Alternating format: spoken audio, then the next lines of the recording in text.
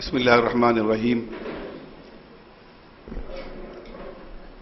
الحمد لله رب العالمين والصلاة والسلام على سيد المرسلين وعلى آله وأصحابه وذرياته وأهل بيته أجمعين. أما بعد، رب اشرح لي صدري ويسر لي أمري واحلل عقدة من لساني يفقهوا قولي. سبحانك لا علم لنا إلا ما علمتنا إنك أنت العليم الحكيم. قال الله سبحانه وتعالى: نحن قسمنا بينهم معيشتهم. صدق اللہ العظیم. حضرات، کیا کمی رہ گئی اور کیا زیادتی ہونی چاہیے، یہ سوال میں نہیں سمجھتا کہ اب باقی رہا، اس لیے کہ ہمارے جتنے مقالے نگاروں نے، چاہے وہ کالجز سے تعلق رکھتے ہوں یا جامعہ سے تعلق رکھتے ہوں، جو مقالے پیش کیے، ان سب کے اخیر میں ان سب کا تاثر یہی تھا کہ دنیا میں اس وقت رائج تمام نظاموں کے اندر کمیاں ہیں، اور صرف اسلام کا نظام ہی ایسا نظام ہے جو ہر طرح کی کمی، بیشی اور نقص سے پاک ہے. میں آپ کے سامنے ایک دو تین باتیں اس سے ہٹ کر کہنا چاہتا ہوں. وہ یہ ہے کہ اللہ رب العزت نے قرآن مجید میں، جیسے کہ ہمارے بہت سارے محاضرین نے بتایا، 100 سے زیادہ جگہوں پر مالیات کا تذکرہ کیا ہے. آپ کو معلوم ہوگا کہ قرآن مجید کی سب سے بڑی آیت، اتنی بڑی آیت کہ پورے صفحہ اس کے لیے خاص ہے، اس کو آیت بیان کہا جاتا ہے. اگر قرآن مجید کو آدمی نہ پڑھے، ایک آیت کو تدبر کے ساتھ پڑھے اور اس پر غور و خوض کرے، اور اس میں جن نکات کی طرف اللہ رب العزت نے آج سے 1400 سال پہلے اشارہ کیا ہے، اس پر غور و خوض کرے، آپ یقین مانیے اللہ کی وحدانیت کے قائل ہونے کے لیے وہی تنہا آیت کافی ہے. آپ روز اخبارات میں دیکھتے ہیں، سپریم کورٹ میں، ہائی کورٹ میں، ڈسٹرکٹ کورٹ میں مالیات کے مسائل جاتے ہیں، یہاں تک کہ ڈسٹرکٹ کورٹ سے اپیل خارج ہو جاتی ہے، پھر وہ اپیل ہائی کورٹ میں جاتی ہے، پھر سپریم کورٹ میں جاتی ہے، سنگل بینچ سے بڑی بینچ کے پاس جاتی ہے، پھر سپریم کورٹ کے چیف جسٹس کی نگرانی میں ایک پھر بینچ بننے کا موقع رہتا ہے، اپیل کرنے کا موقع رہتا ہے. ہمارے مالیات کے ماہرین نے کہا کہ اگر ہندوستان کا قانون، اگر اس میں قرآن مجید کی صرف ایک آیت کو بھی شامل کر دیا جائے اور اصول طے کر دیے جائیں، اور اس کے اختیارات پنچایت کو اور تحصیلدار کو اور ڈسٹرکٹ مجسٹریٹ کو دیے جائیں کہ اس کی روشنی میں وہ کیس کر سکتا ہے نہیں کر سکتا، اپیل کر سکتا نہیں کر سکتا، ہندوستان کی 2/3 سے زیادہ cases high court, supreme court, بلکہ اس سے نچلی کورٹ میں پہنچ نہیں سکتے. اس آیت کے اندر اللہ نے ایسی جزئیات بیان کی ہیں. اس کے مقابلے میں دیکھیے قرآن مجید بار بار اعلان کرتا ہے، کامیاب ہونے والے نماز پڑھنے والے ہیں. نماز پڑھنے پر جو اجر ہے، حدیث کے اندر اس کی تفصیلات موجود ہیں، لیکن قرآن مجید میں کہیں پر بھی آپ دکھا نہیں سکتے. ہمارے علماء سے یہاں پوچھئے آپ کہ کتنے وقت کی نمازیں قرآن مجید میں فرض کہی گئی ہیں. اس کی تفصیلات اللہ کے رسول نے بیان کی. 5 وقت کی نمازیں قرآن مجید سے اشارتاً تو معلوم ہو جاتا ہے، لیکن صراحتاً معلوم نہیں ہوتا. یہ تو اللہ کے رسول کا عمل تھا. احادیث شریفہ موجود ہیں، فجر اور ظہر، عصر، مغرب، عشاء. یہاں تک کہ فجر میں 2 رکعت پڑھنا ہے، قرآن مجید میں کہیں نہیں ہے. فجر کا وقت کون سا ہے، کہیں نہیں ہے. نماز باطل کس سے ہوتی ہے، اس کی کوئی تفصیل موجود نہیں. نماز کے کیا شرائط اور ارکان اور واجبات ہیں، اس کے کچھ اشارہ بھی نہیں قرآن مجید میں. ایک طرف قرآن مجید کا یہ حال ہے، لیکن دوسری طرف مالیات کے سلسلے میں اس کا انحصار اللہ کے رسول صلی اللہ علیہ وسلم پر نہیں چھوڑا. اس کی تفصیلات اللہ رب العزت نے خود بیان کی. میں ایک چھوٹی سی مثال دیتا ہوں. اس آیت تداین کے اندر یہاں تک لکھا ہوا ہے کہ آپ کوئی ڈیلنگ کریں تو اس کو سسٹم کیا ہونا چاہیے. डिपॉजिट में क्या रखना चाहिए, डिपॉजिट कौन रखेगा, विटनेस कौन बनेगा, आपका एग्रीमेंट कौन लिखेगा, एग्रीमेंट पर फिर कौन जो है उसका विटनेस होगा, एग्रीमेंट लिखने के खर्च के जिम्मेदार कौन होंगे। फल युमलिल लज़ी अलैहिल हक़, यहां बताया एक बायर है, एक परचेजर है, कौन बॉन्ड पेपर बाजार से जाके लाएगा, इसका तज़किरा कुरान मजीद में मौजूद है। झगड़ा वही होता है। स्टाम्प ड्यूटी कौन देगा, प्रॉपर्टी आपने खरीदी है, बीच में लटकी हुई थी, आपने अपने नाम नहीं किया था, आपने अपना पैसा बचाया, अब मैं अपने नाम करने जा रहा हूं, आपने जो अपना पैसा बचाया है मेरे जिम्मे है या किसके जिम्मे है, कुरान मजीद में उसकी तफसील मौजूद है। यानी मालूम होता है कि मालियात के सिलसिले में अल्लाह रब्बुल इज्जत इतने क्या कहते हैं गयूर हैं, कोई कमी उसकी बर्दाश्त नहीं करते। इसीलिए कुरान मजीद में फरमाया अगर माली तौर पर किसी का हक दबाया जाता है और सूद के जरिए किसी का कोई इस्तेहसाल करता है, फ़अज़नु बिहर्बिन मिनल्लाह, कुरान मजीद में है। जंग, किसी बड़े से जंग करना और वो भी अल्लाह से जंग करना और अल-ऐलान जंग करना, अल्लाह ताला फरमाता है कोई अगर सूदी कारोबार करता है। अल्लाह के रसूल सल्लल्लाहु अलैहि वसल्लम ने 12 मिनट का खुतबा दिया, सबसे बड़ा खुतबा था हज्जतुल वदा के मौके पर। 12 मिनट से ज्यादा अल्लाह के रसूल की तकरीर आप दिखा नहीं सकते सल्लल्लाहु अलैहि वसल्लम की। उस मौके पर जाते जाते जो आपने बात कही, सबसे अहम तरीन बात कही थी, कुल्लु रिबल जाहिलियत मौज़ूअन तहत क़दमय हातैन व अव्वलु रिज़ा अज़अहु रिबल अब्बास इब्न अब्दुल मुत्तलिब। क्या बात थी। दुश्मन इस बात को आज जान गया है। मुसलमानों की दुआओं की कबूलियत अगर न हो सके तो उसके लिए हमें क्या करना चाहिए। नमाज की कोताही के बावजूद दुआ कबूल होगी, आमाल में कमियों के बावजूद दुआ कबूल होगी, लेकिन अहादीस और कुरान मजीद की रोशनी में दुश्मन आज इस नतीजे पर पहुंचा है, मालियात के सिलसिले में अल्लाह इनसे नाराज हो जाएगा, ये दुनिया में पूरी तादाद में मौजूद होंगे तब भी इनको फतह नहीं मिल सकती।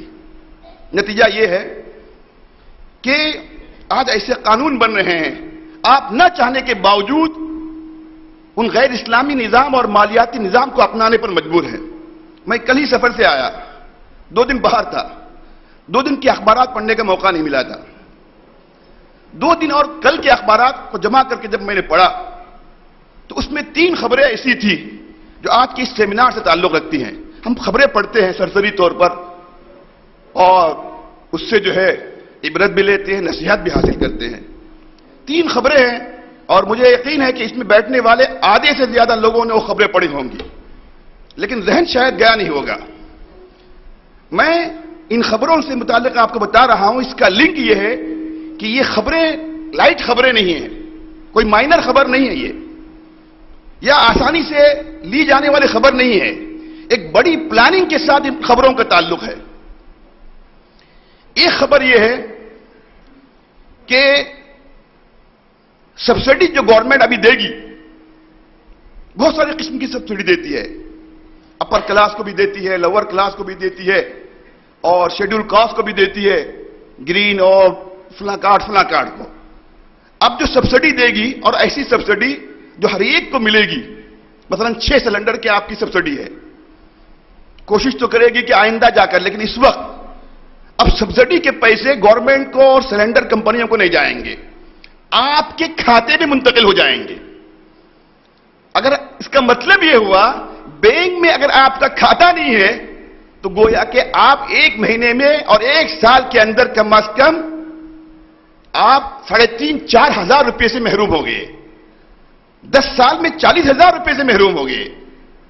10 साल में 10 आदमी 4 लाख रुपए से महरूम हो गए। इसका मतलब यह है कि गवर्नमेंट आपको मजबूर कर रही है कि आप बैंक में खाता खोलें। 100% हिंदुस्तान में लोगों के अभी खाते खुले हुए नहीं हैं। अभी वो खाता खोलने पर नहीं कहेगी कि आप खाता खोलिए, आपके अकाउंट में मुंतकिल करना। आपका अकाउंट कहां? आप पासपोर्ट के लिए इस पर जा रहे हैं, आपके पास राशन कार्ड है, आपके पास आपकी बर्थ सर्टिफिकेट है, आपके पास आइडेंटिटी कार्ड है, लेकिन पूछिए बैंक अकाउंट के आप स्टेटमेंट दिखाइए, नतीजा क्या है? वहां जाने वाले पौने लोग सिर्फ अपने पासपोर्ट के लिए बैंक में अकाउंट खोल रहे हैं। अभी 1 महीने पहले खबर आई کہ ہندوستان میں اب ایسا نظام بننے والا ہے کہ آپ کریڈٹ کارڈ یا ڈیبٹ کارڈ کے ذریعے خرید فروخت کریں گے. 1000 سے زیادہ اوپر آپ کیش کسی بھی کمپنی کو، کسی بھی آپ جو ہے دکان کو یا کسی بھی سپر مارکیٹ کو پیڈ کر ہی نہیں سکتے. اس کا مطلب یہ کہ لا محالہ آپ کو گورنمنٹ مجبور کر رہی ہے یا تو ڈیبٹ کارڈ رکھیے یا تو کریڈٹ کارڈ رکھیے. مجبور کر رہی نہیں کر رہی ہے. ایک بڑی پلاننگ ہے یہ، آپ سوچ نہیں سکتے. دوسری خبر یہ آئی کہ کل ہی کی شاید پرسوں کی خبر ہے، ریزرو بینک کے ڈپٹی گورنر نے اس بات کا اعلان کر دیا کہ ہندوستان میں اسلامک بینکنگ کے امکانات نہیں ہیں. اسٹیٹمنٹ آیا نہیں ہے، کل کے اخبار میں ہے یا پرسوں کے اخبار میں ہوگا. میرے ساتھ ایک ساتھ رکھے ہوئے اخبارات ہیں. اس کا بھی تجزیہ کرنا چاہیے، انالائز کرنا چاہیے کہ یہی چیز ایز اٹ از اسلام دشمن ملکوں میں ہو رہی ہے جہاں مسلمان 2% نہیں ہیں اور جہاں مسلمان 20% ہیں اور پورے تمطراق کے ساتھ ہیں، پوری طاقت کے ساتھ ہیں اور بات بات پر حکومت کو ہلا سکتے ہیں. لیکن کیا بات ہم سے کمزوری ایسی واقع ہو گئی جس کی وجہ سے ریزرو بینک کا گورنر اس بات کا اعلان کرنے پر مجبور ہے کہ ہندوستان میں ریزرو بینک کی نگرانی میں اس کی اجازت پر اگر منحصر ہے تو اسلامک بینک قائم نہیں ہو سکتا. جبکہ ہمارے پرائم منسٹر ایشورنس دے چکے ہیں ہمارے ڈیلیگیشن کو. ہمارے عبدالرقیب صاحب ہیں، انہوں نے ہمیں بتایا، ان سے ان کی ملاقات ہوئی. پوری پارلیمنٹ تیار ہے، لیکن آپ کو معلوم ہونا چاہیے یہ پالیسی پارلیمنٹ میں نہیں بنتی، مالیات کی، اکنامکس کی. ریزرو بینک، شیڈول بینک ہوتے ہیں، کوآپریٹو بینک، کریڈٹ سوسائٹی ہوتی ہے، ریزرو بینک ہوتے ہیں، سب کے اپنے الگ الگ سٹینڈرڈ ہوتے ہیں. لیکن حرف آخر ہندوستان میں دستور بھی نہیں ہے. مالیات کے سلسلے میں، ہندوستان کی معاشی حالت کو بہتر بنانے کے سلسلے میں اس کا جو ڈیسیجن ہوگا وہی ہوگا. 2 خبریں ہیں.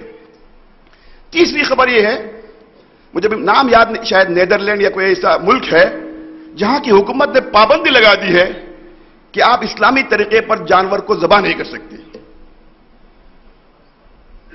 مجبور جھٹکے کا گوشت کھانا ہی پڑے گا. ایک تو ممالک وہ ہیں امریکہ اور یورپ کے کہ گورنمنٹ اپنی نگرانی میں اس کا انتظام نہیں کر سکتی، مسلمان اپنے گھر میں.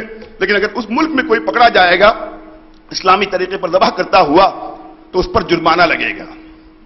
2-3 دن کی خبریں ہیں. یہاں پر بار بار نام آیا اسلامی معیشت کا. میں اپنی بات کو مختصر کر رہا ہوں، 11 بجے سے پہلے ختم کرنا، ہمارے اہم مقرر باقی ہیں. ایک بات ذہن میں رہنی چاہیے ہمیں کہ اسلامی نظام مسلمانوں کے لیے نہیں ہے، یہ اسلامی نظام پورے انسانوں کے لیے ہے. حضرت مولانا علی میاں صاحب رحمۃ اللہ علیہ نے ایک جگہ لکھا ہے، مجھے یاد آ رہا ہے، آخرت کی ضرورت اور آخرت پر ایمان، اس پر انسان اپنی عقل سے بھی پہنچ سکتا ہے. قرآن مجید میں اس کا تذکرہ نہ بھی ہوتا، انبیاء کرام تشریف نہ بھی لاتے، انسان کی چھوٹی سی عقل بھی اس بات کو کہنے پر سمجھنے پر مجبور ہے کہ اس زندگی کی بعد ہمارے لیے ایک زندگی کی ضرورت ہے. اس کے دلائل کیا ہے وہ بات کی بات ہے. اسی طرح جو اسلامی نظام اللہ تعالیٰ نے قائم فرمایا ہے وہ پورے احکام آپ یقین کیجئے، بلکہ میں کہوں گا کہ اللہ کے رسول صلی اللہ علیہ وسلم کی ایک ایک سنت بھی ایک انسانی ضرورت ہے. وہ صحت کے اعتبار سے، اس کی خوشحالی کے اعتبار سے، اس کی نیک نامی کے اعتبار سے، اس کو عزت کے ساتھ جینے کے اعتبار سے اس کی ضرورت ہے. اگر وہ سنت نہ بھی ہوتی، انسان کی عقل کا تقاضا تھا کہ ان چیزوں کو اختیار کرتے اگر اللہ کے رسول نے اس کے متعلق بتایا ہے. آج تحقیق سے یہ سب چیزیں ثابت ہو گئی. مولانا پاریک صاحب نے کہا، مجھے وہ قصہ اور لطیفہ یاد آیا کہ آپ ایک ایسا قانون بنانے والے ہندوستان میں جس میں 20 لاکھ آدمی بے روزگار ہونے والے ہیں. گورنمنٹ نے کہا نہیں، بالکل نہیں. انہوں نے کہا لکھ کے دیجئے، جس قانون سے آپ ڈر رہے ہیں کہ 20 لاکھ نے، گورنمنٹ نے کہا اگر 10,000 آدمی بھی بے روزگار ہوتے ہیں اس قانون کو بنانے کے لیے تیار ہیں، اس کو ختم کرنے کے لیے ہم تیار ہیں. انہوں نے کہا آپ لکھ کے دیجئے، میں ثابت کر کے دکھاتا ہوں. گائے کے ذبیحے پر آپ پابندی لگائیں گے، اتنے لاکھ آدمی بے روزگار ہو جائیں گے. گائے ذبح ہوتی ہے، چمڑے کا کاروبار کرنے الگ ہیں، ہڈی کا کاروبار کرنے الگ ہیں، گائے بیچنے والے الگ ہیں، گائے کھانے والے الگ ہیں. ہندوستان میں 1 کروڑ گائیں اگر ذبح ہوتی ہیں تو اس کا مطلب یہ ہے کہ اگر 100 گائیں ایک جگہ ذبح ہوتی ہیں تو 1 لاکھ آدمی اس کے لیے استعمال ہوتے ہیں. 1 لاکھ آدمی کے پاس اگر 5 آدمی ان کی فیملی کے اندر ہیں تو 5 लाख आदमियों की रोजी पर जो है आप पैर रख रहे हैं। आप बताइए उनको, अक्ली एतबार समझाइए इस्लामी निजाम को। मैं अभी वहां पर गया था, आपके हमारे करीबी पड़ोसी मुल्क श्रीलंका। मुसलमान बहुत कम हैं, बहुत दबी हुई हालत के अंदर हैं। जैसे हिंदुस्तान में हम लोग हैं, उस हालत में सर उठाकर नहीं है, हर जगह दबे हुए हैं, जुल्म और ज्यादती हो रही है। लेकिन मुझे हैरत हुई और अकल ने इस बात को तस्लीम नहीं किया कि वहां के उलमा दबे हुए होने के बावजूद उन्होंने इंश्योरेंस की, इस्लामिक इंश्योरेंस की जरूरत को उसका ऐसा कायल करा दिया। गवर्नमेंट ने इसकी इजाजत दी है, लेकिन उन्होंने क्या किया, उसमें इस्लामिक इंश्योरेंस का नाम नहीं लिया। उन्होंने कफाला के नाम से जो है कंपनी कायम की और साबित करके दिखाया कि इंश्योरेंस में, और उसको कंपेयर करके दिखाया, हम जो प्रोजेक्ट पेश करने जा रहे हैं श्रीलंका के इंसानों और वहां के बाशिंदों को इसमें कितना फायदा है और इसमें कितना नुकसान है, और हुकूमत का 10 पैसा इसमें कुछ लगने वाला नहीं है। आप हमें 2-3 साल के लिए इसकी इजाजत दीजिए, अगर इसका फायदा नजर नहीं आए तो बंद करवाइए। हुकूमत ने देखा, 2-3 साल इसका तजुर्बा मुसलमानों के दरमियान किया गया। आप यकीन कीजिए, कफाला के नाम से इस्लामिक इंश्योरेंस जो वहां चलता है, उसका कार्ड सबसे ज्यादा खरीदने वाले और उसको पेमेंट करने वाले नॉन मुस्लिम ज्यादा है। जगह जगह उसकी ब्रांचेस कायम होगी, गैर मुस्लिम बढ़ बढ़ के उसको ले रहे हैं। यह है, आप क्यों बार बार प्रोपेगेंडा कर रहे हैं इस्लामिक निजाम का, इस्लामी मईशत का? इंसानी मईशत है ये मतलूब मईशत है, हर एक के लिए जरूरत है। इस्लाम सिर्फ मुसलमानों के लिए नहीं, इस्लामी निजाम सिर्फ मुसलमानों के लिए नहीं, इस्लामी निजाम पूरी इंसानों के लिए। इस बात को समझाइए कि सूद से सिर्फ मुसलमानों को नुकसान नहीं हो रहा है, सूद से मुसलमानों से ज्यादा गैर मुस्लिमों को नुकसान हो रहा है। सूदी कारोबार के अंदर मुसलमान तो है ही नहीं, और जो सूदी कारोबार के अंदर अपने मजबूरन अपने पैसे रखते हैं, उसमें 99% लोग सूदी जो है पैसा खाते भी नहीं, इस्तेमाल भी नहीं करते। आप बताइए, आपके करीब पड़ोसी मुल्क के यूनुस साहब को नोबेल प्राइज दिया गया, कुछ भी नहीं किया। आपने सुना हो बांग्लादेश के, उन्होंने क्या किया, कर्ज देने का सिलसिला शुरू किया। लेकिन उस अल्लाह के बंदे ने मुसलमान होने के बावजूद इस्लामी निजाम को इख्तियार करने के बजाय छोटे छोटे लेवल पर, जैसे हमारे यहां अभी भटकल में क्या चलते हैं, वो स्कीम चलती है ना, गरीबों में, फोड़े में, गड्ढे में क्या चल रही है, संख्या अंका, वही है और कुछ भी नहीं है। उन्होंने साबित करके दिखाया कि मैंने इस शहर के अंदर 50,000 लोगों को कर्ज दिया है। खुश हो गई हुकूमत, रिपोर्ट भेज दी यूएनओ के अंदर, और वहां से उनके लिए नोबेल प्राइज का इंतजाम हो गया। अब लोग उनको फॉलो करने के, उनको सीखने के लिए आ रहे हैं। अल्लाह का बंदा अगर इस्लामी निजाम के मुताबिक गैर सूदी कारोबार का एक छोटा सा तरीका बयान करता, आज हम कहते हैं, हमारे दोस्तों ने बताया, कैपिटलिज्म और सोशलिज्म दो निजाम वजूद में हैं, आए हिंदुस्तान में नहीं बल्कि पूरी दुनिया के अंदर। कुरान मजीद में दोनों के मुताबिक पेशगी बता दिया गया। कैपिटलिज्म के अंदर क्या है, कमाओ कमाओ कमाओ, चाहे दुनिया मर जाए, भूख से तड़पने लगे, उनके चूल्हे न जलें, उनके मकानात गिर जाएं, वो खुदकशी करें, सुसाइड करें, कोई मतलब नहीं, कमाओ कमाओ कमाओ, जमाओ, खर्ची न करो, अपने लोगों पर खर्च करो।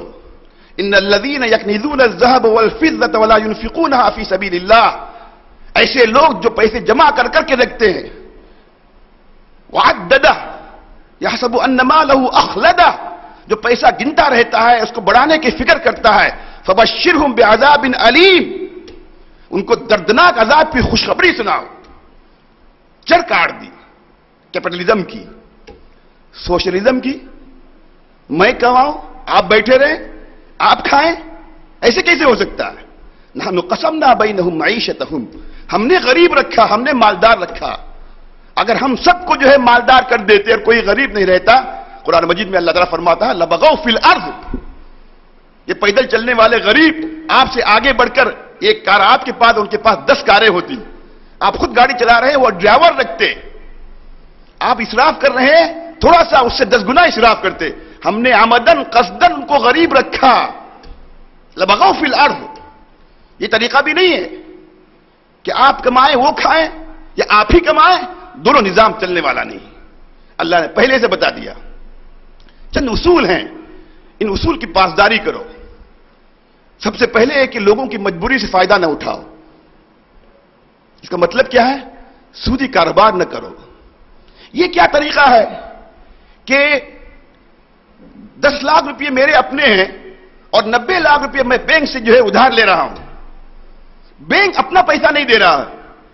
جن لوگوں کے پیسے جمع ہیں 90,000 لوگوں کے، وہ 90 لاکھ روپے مجھے دے رہا ہے اور مجھے فائدہ ہو رہا ہے 1 کروڑ میں. میرے اپنے 10 لاکھ ہیں اور بینک کے 90 لاکھ ہیں. میں نے اس سے 90 لاکھ جو ادھار لیا ہے اس کو میں ریٹرن کر رہا ہوں. کتنا کر رہا ہوں؟ 9 لاکھ کر رہا ہوں 10% کے حساب سے. 9 لاکھ میں 3 لاکھ بینک کھا رہا ہے اور 90 لاکھ جس کے روپے ہیں اس کو کتنا دے رہا ہے؟ 6 لاکھ روپیہ دے رہا ہے. میں 10 لاکھ ڈال کر کتنا کما رہا ہوں؟ 41 لاکھ کما رہا ہوں. اور سب بیچارے مل ملا کے 90 لاکھ دے کر کیا کما رہے ہیں؟ 6 لاکھ کما رہے ہیں. یہ کہاں کا انصاف ہے؟ مجھے ضرورت ہے، اپنی بیٹی کی شادی ہے، جہیز مانگ رہا ہے، بیٹی کی عمر ہو گئی ہے، مجبوراً بینک سے قرض لے رہا ہوں، وقت پر ادا کر نہیں رہا ہوں، چاہے چوری کر کے لا کر دو، مجھے کوئی مطلب نہیں. بیٹی کا طلاق ہو گیا، پیسہ لے کے دلہا بھاگ گیا، کوئی مطلب نہیں، لاؤ لاؤ لاؤ، کچھ نہیں تو خودکشی کرو. تحصیلدار لکھ کر دے یہ مر گیا، تب وہ قرض معاف ہو سکتا ہے. یہ کہاں کی بات ہے؟ رات میں بیٹھے ہوئے ہیں، کچھ بھی آپ نے نہیں کیا، 1000 سے جوا کھیلنا شروع کر دیا. 1000 جیت کر آپ 2000 پہ آئے، 2000 جیت کر 10,000 پہ آئے، 10,000 صبح پہنچتے پہنچتے 20 لاکھ تک پہنچ گئے. فجر کی نماز کے بعد 20 لاکھ بھی چلے گئے، 2000 بھی چلے گئے آپ کے. اور جس نے کچھ بھی پیسے نہیں لگائے تھے 1000 کی جگہ اس کو 20 لاکھ روپے مل گئے. کیا ہے یہ؟ نہ ہاتھ ہلایا، نہ پیر ہلایا، نہ محنت کی، نہ بازار میں گئے. یہ بھی غلط ہے، وہ بھی غلط ہے. ایکشن بھی غلط ہے، ری ایکشن بھی غلط ہے. حضرت عمر رضی اللہ تعالیٰ عنہ کا عجیب و غریب واقعہ ہے. میں اپنی بات کو مختصر کر رہا ہوں. یقین نہیں آتا، لیکن وہ آدمی جس کو اللہ نے فہم دیا ہے، تفقہ دیا ہے، وہی یہ بات کہہ سکتا ہے. ایک دیہاتی آیا، کہنے لگا میرے مال کی یہ قیمت میں بیچنا چاہتا ہوں. بازار سے کم ریٹ پر بیچنے لگا. کوڑے مار کے اس کو وہاں سے بھگا دیا. ارے آپ کہیں گے فائدے کی کام کر رہا ہے، وہ زیادہ پر نہیں بیچ رہا ہے، ایکسٹرا پیسہ نہیں لے رہا ہے، اس کا مال ہے، کون پوچھنے والے ہیں؟ 2 روپے کا مکان 8 آنے میں بیچنے والا.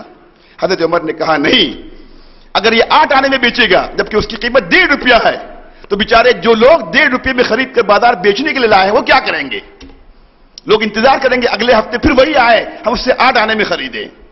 مال سستا مل رہا ہے بول کے لوگ کیا کریں گے؟ خوب خریدیں گے. 2 کی ضرورت ہے تو 20 لیں گے. ہوتا نہیں ہوتا؟ 1 لیجئے 2 فری، لینے کی ضرورت نہیں، 2 فری مل رہا ہے بول کے 1 لے رہے ہیں، جھڑ کاٹ دی. یہ بھی صحیح نہیں ہے. جب جو ہے سپلائی اور ڈیمانڈ کے اندر توازن نہیں رہتا ہے تو دنیا کے اندر ویلو بڑھ جاتا ہے چیز کا. گرمی کے اندر مثال کے طور پر ناریل ہے، خوب ہوتا ہے، بارش میں ناریل کم ہوتا ہے، ریٹ کیا ہے؟ گرمی میں ناریل کا ریٹ کیا ہو جاتا ہے؟ خود بخود گر جاتا ہے. سردی میں ناریل کا ریٹ خود بخود بڑھ جاتا ہے.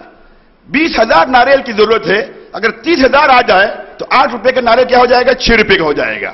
20,000 کی ضرورت ہے، 10,000 کا ناریل آ جائے، 10,000 آ جائے، خود بخود 8 روپے کا ناریل 18 روپے میں ہو جائے گا. ہوگا نہیں ہوگا؟ منع کر دیا گیا. آپ ذخیرہ اندوزی نہ کیجیے. اللہ کے رسول نے فرمایا کل کا ریٹ بڑھے گا میں جمع کر کے رکھوں، اس نیت کے ساتھ آپ خرید رہے ہیں تو یہ حرام ہے. جڑیں کاٹ دی، 1 کی، 2 کی، 10 کی، قیامت تک آنے والے تمام مسائل کی. ان سب کا خلاصہ یہ ہے کہ اللہ کے رسول صلی اللہ علیہ وسلم نے اللہ کے احکام کی روشنی میں ایسے اصول بیان کر دیے ہیں. ان اصولوں پر انسان اگر عمل کرے تو واقعی دنیا کا پورا نظام جو ہے کیا ہو سکتا ہے؟ بدل سکتا ہے. اس کی چھوٹی سی میں مثال دیتا ہوں. ہمارے بچپن میں اور آپ کے بچپن میں، ہمارا بچپن جوانی کا ہے، آپ کے بڑھاپے کا ہے، کسی کا اور ہے. کار کس کے پاس رہتی تھی؟ جس کے پاس پیسہ ہوتا تھا اس کے پاس کار ہوتی تھی.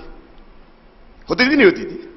آج سے 25 سال پہلے کار اسی کے پاس ہوتی تھی جو مالدار ہوتا تھا.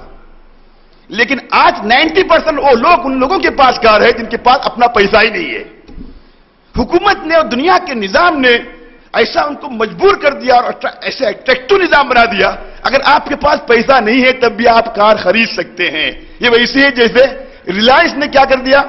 موبائل 500 روپے میں کر دیا، جبکہ اس زمانے میں موبائل کی قیمت 10,000 روپے تھی، ایڈوانس بھی کچھ نہیں ہے، پیس بھی فری ہے۔ نتیجہ کیا ہوا؟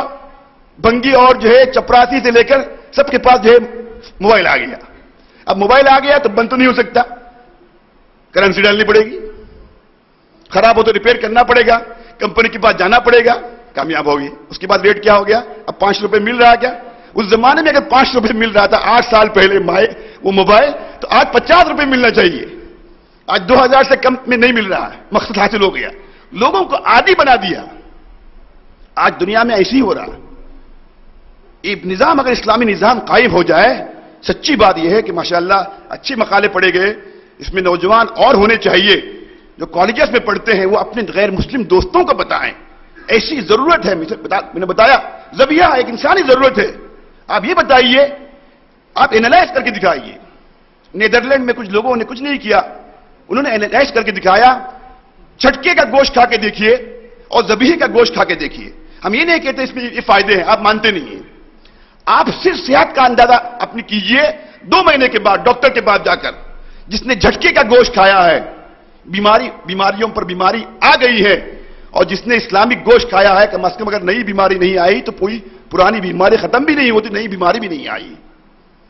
زہر ہے، فضلہ ہے، گندگی ہے، نجاست ہے، جہاں سے خون نکلنا چاہیے، جس تیزی کے ساتھ نکلنا چاہیے، یہاں کی 3 رگیں ہیں، 1000 پیر سے خون نکلے، 1000 سر سے خون نکلے، لیکن اس کے زہر کو ختم کرنے کے لیے اسلام میں کیا ہے؟ ودجین ہے، اور یہ کیا ہے؟ حلقوم ہے۔ جب تک ان 3 نالیوں سے خون تیزی کے ساتھ بہے گا نہیں، آپ کا جو ہے وہ گوشت اس کے اندر سے زہر ختم نہیں ہو سکتا۔ بس میں اپنی بات کو ختم کرتے ہوئے میں یہ بتانا چاہتا ہوں کہ اسلامی مالی نظام بھی وہ ہے انسانی مالی نظام، انسان کی ضرورت ہے، اس اعتبار سے اس کا چرچا کرنے کی ضرورت ہے۔ ہمارا مقصد کیا ہے؟ اسلامی نظام قائم ہو۔ اگر اسلامی نظام قائم ہوتا ہے، اسلام کا نام لیے بغیر، ہمیں اسلام کا نام لیے بغیر اس کا چرچا کرنا چاہیے، پھر انسان خود بخود سمجھے گا نہیں بھائی اسلامی نظام ہے، پھر اسلام سے قریب آئیں گے۔ آپ یقین کیجئے کہ آپ کے قریب ملک ایسٹرن کنٹری کے مہاتیر محمد نے کہا کہ سبسڈی گورنمنٹ کی طرف سے دی جا رہی ہے، اس کی ضرورت ہی نہیں ہے، اس سے زیادہ پیسے لگانے کی ضرورت نہیں ہے، 10 پیسہ دیے بغیر حکومت کو انکم ہو رہی ہے۔ اس نے کہا 1 سال پہلے حاجیوں کا ایڈوانس لے لو اور اس کو کاروبار میں لگاؤ۔ جس نے 70,000 لگائے تھے حج کو جانے کے موقع پر اس کو 1 لاکھ روپے مل گئے، حکومت کے پیسے بھی بچ گئے، غریب سے غریب آدمی 3 سال اور 5 سال پہلے اپنے پیسے جمع کرنے لگا۔ نتیجہ یہ ہے کہ دنیا کا سب سے بڑا حج کا نظام ہے جس میں 100% حکومت کو فائدہ ہے اور پیسہ جمع کرنے والوں کو فائدہ ہے۔ کرنے پر آئیں، بہت بڑی کمپنی آپ لانچ کرنا چاہتے ہیں، لوگ کہتے ہیں گاڑی ہم بینک لون لیے بغیر نہیں لے سکتے، کیوں نہیں لے سکتے؟ لے سکتے ہیں۔ میں کہتا ہوں 10 کروڑ کی کمپنی اگر آپ لانچ کرنا چاہتے ہیں تب بھی اسلامی اصولوں کے مطابق حکومت کو 10 پیسہ دیے بغیر آپ شرعی اور اسلامی اعتبار سے کمپنی لانچ کر سکتے ہیں۔ آپ بنائیے، اپنے بیٹوں کے نام سے کھاتا کھولیے، گاڑی آپ کو لینا ہے 4 اپنے دوستوں سے جو ہے 1-1 لاکھ روپے کے چیک لیجئے، ان کی کوئی انکوائری آنے والی نہیں ہے، آڈیٹر سے پوچھئے۔ ہم لوگ بھی اس لائن میں ہیں، ہم لوگ بھی کاروبار کرتے ہیں، ہم لوگ بھی گاڑیاں رکھتے ہیں، لیکن یہ کیا بات ایک مشہور ہو گئی گورنمنٹ کو دکھانے کے لیے، انکم ٹیکس سے بچنے کے لیے ہم مجبوراً بینک سے لون لے کر اپنی گاڑیاں لیتے ہیں۔ نہیں، ضرورت نہیں ہے، 4 لاکھ کی گاڑی نہیں بلکہ 40 لاکھ کی گاڑی ہے، آپ کے پوتوں کے نام سے، نواسوں کے نام سے آپ کھاتا کھولیے، 1,80,000 روپیہ معاف ہے، انکم ٹیکس نہیں ہے، اور ان کی دستخط آپ کریں گے 12 سال کے اندر آپ ہیں، بچہ بڑا ہو کے آپ کا پیسہ لے کے بھاگے گا، کوئی ایسی بات بھی نہیں ہے۔ 1.5 لاکھ روپیے رکھیے 10 بچوں کے نام سے، بیٹی کے نام سے، پوتوں کے نام سے، نواسوں کے نام سے، اور پھر ان سے 1-1 لاکھ روپیہ اپنے بینک میں منتقل کیجئے اور گاڑی خریدیے، کوئی انکم ٹیکس آنے والا نہیں۔ تو ہی اگر نہ چاہے بہانے 1000 ہیں، ہم بچنا چاہیں تو بچ سکتے ہیں، اللہ نے سبیلیں پیدا کی ہیں، ہم ہی بچنا نہ چاہیں ہم بچ نہیں سکتے۔ بہرحال اگر سود کوئی مجبوری کی حالت میں لیتا ہے تو مجبوراً اس کی اجازت ہے، وہ سود حلال نہیں ہوتا۔ مجبوراً انشورنس کرتا ہے تو انشورنس حلال نہیں ہوتا ہے، وہ انشورنس حرام ہی رہتا ہے۔ الا من اکرہ وقلبہ مطمئن بالایمان، اگر کوئی سور بھی کھاتا ہے جان بچانے کے لیے تو سور اس کے لیے حلال نہیں ہوا، اتنی دیر کے لیے جان بچ جائے، اتنا لقمہ کھانا اس کے لیے اس کی اجازت ہو گئی، حلال نہیں ہوا۔ حلال حلال ہی رہتا ہے، حرام حرام ہی رہتا ہے۔ سود حرام ہے، تھا اور ہے، قیامت تک رہے گا. جوا حرام ہے، تھا اور رہے گا. انشورنس حرام ہے، کسی نام سے لیجئے، اسلامک انشورنس بھی ہے تو حرام ہے. کفالہ کے نام سے ایسی تدبیر اختیار کیجئے. اللہ اس کی توفیق مجھے بھی دے. بس میں بتانا چاہتا ہوں، اگر ہم سودی نظام سے بچنا چاہتے ہیں اور اسلامی نظام قائم کرنا چاہتے ہیں، ملکی پیمانے پر نہیں، کم از کم اپنی کمپنی کے لیول پر، اپنے گھر کے لیول پر ہم بہت ساری ایسی صورتیں اختیار کر سکتے ہیں جس میں اللہ تعالیٰ بھی خوش رہ جائے اور اللہ کے بندوں کے سامنے بھی اسلام کی صحیح نمائندگی ہو جائے. میں بہت مشکور ہوں ہمارے بھائی میں سے کے نوجوانوں کا، اس کے ذمہ داروں کا، ایک اچھے موضوع پر، ایک ضرورت کے موضوع پر انہوں نے ایک ڈسکشن رکھا اور پینل گروپ کے اندر یہاں پر لوگوں کی زبانی بہت ساری باتیں سامنے آئیں. ہمارے نوجوانوں تک اور کاروباری لوگوں تک یہ بات پہنچنی چاہیے کہ آپ جو کر رہے ہیں اس کی اجازت نہیں ہے، بالکل حرام ہے، کوئی سوال نہیں پیدا ہوتا. اور سب سے بڑھ کر یہ کہ اللہ کا اس پر اتنا غصہ ہے. اللہ کے رسول صلی اللہ علیہ وسلم نے فرمایا اگر سود کے اندر کوئی مبتلا ہو جاتا ہے تو گویا اس نے اپنی ماں کے ساتھ زنا کیا ہے. زنا کرنا نہیں، ماں کے ساتھ زنا کیا ہے. مجبوری کی حالت میں اگر ہم اختیار کرتے ہیں تو اللہ سے معافی مانگتے ہوئے اختیار کریں، ورنہ ہمارا اسلامی نظام ایسا ہے کہ جس کو اپناتے ہوئے ہم دنیا میں بڑے سے بڑے مرتبے پر پہنچ سکتے ہیں، بڑے سے بڑے مقام کو حاصل کر سکتے ہیں، دنیا کے ارب پتی بھی بن سکتے ہیں. ارب پتی بھی 100 دنیا کے ٹاپ لوگوں میں ہمارا نام آ سکتا ہے. ہم سود سے بچتے ہوئے کرنا چاہیں تب بھی ہمارے لیے ممکن ہے. بس یہی خلاصہ ہے اسلامی معیشت کا. اس کو پڑھنے کی ضرورت ہے، اس کو سمجھنے کی ضرورت ہے اور اس کو اپنانے کی ضرورت ہے اور اس کا چرچا کرنے کی ضرورت ہے اور اپنے غیر مسلم بھائیوں کو یہ بتانے کی ضرورت ہے کہ اسلامی نظام صرف مسلمانوں کے لیے نہیں، انسان کی ضرورت ہے. منطقی اور عقلی اعتبار سے بھی اس کی ضرورت ہے اور اللہ کے رسول نے اس کی فائدے ایسے بیان کر دیے ہیں قیامت تک کوئی انسان اس سے مستثنا نہیں ہو سکتا. اس نظام کو صحیح اگر اس کا مطالعہ کرے تو اسلام کی طرف آنے کے لیے ایک نظام اور قرآن مجید کی ہی ایک آیتیں کافی ہیں. اللہ جو باتیں کہی گئی ہیں اس پر عمل کرنے کی مجھے بھی توفیق عطا فرمائے اور آپ کو بھی عطا فرمائے اور زندگی بھر مرتے دم تک اللہ اس سودی اور غیر اسلامی نظام اور مالیاتی سسٹم سے اللہ تعالیٰ ہم سب کو بچائے اور اس سے بچتے ہوئے زندگی گزارنے کی توفیق عنایت فرمائے. وما علینا الا البلاغ وآخر دعوانا الحمد للہ رب العالمین.